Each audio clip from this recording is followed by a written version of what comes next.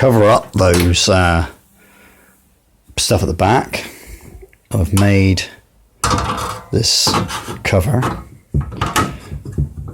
which isn't easy to put on with one hand, but basically you get the idea.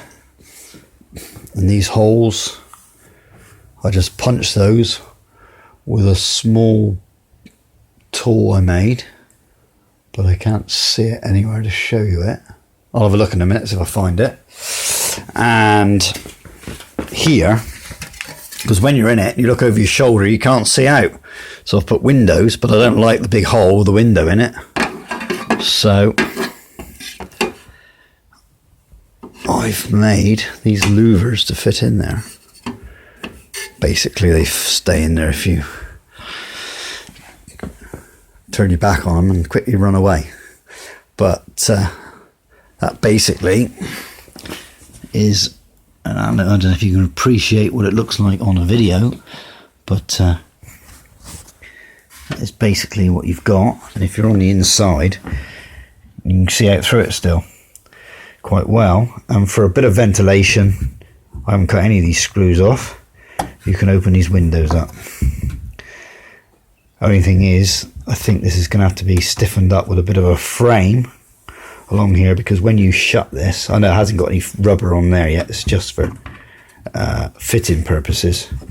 When you shut that, you can bend the plastic, so it's not really working very well. So I may have to use thicker plastic, or even make a small channel to go around the edge here to reinforce it. But if I put that bolt there, it's going to be taken out, and I'm going to put a bolt fitting through there with a knob that you can tighten that up. And once you tighten that, that will clamp that shut. That's just there. That's just like friction.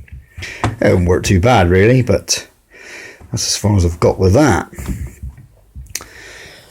So other than that, every single part of that has had to be made, including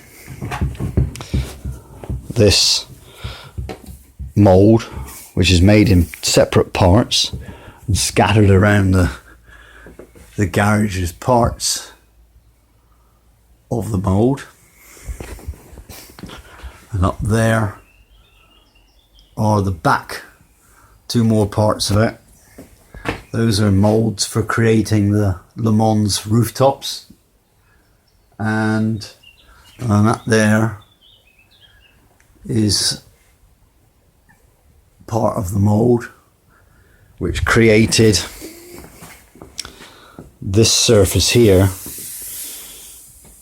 so that when you, those parts up there bolted on to a flange there, bolts onto this flange, they come up there, and then you bolt that lot, all bolts onto the top and creates that return lip.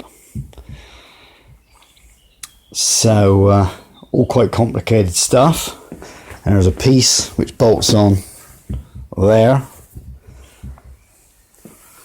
which allows it to come off there at the front. And this channel is a separate moulding off another mould, which I can't show you because I've put it away, but it just moulds over the top, simulates the top edge of the windscreen, and it's a little bit wider to accept a bit of rubber seal, which will be in the top and on one face, I think.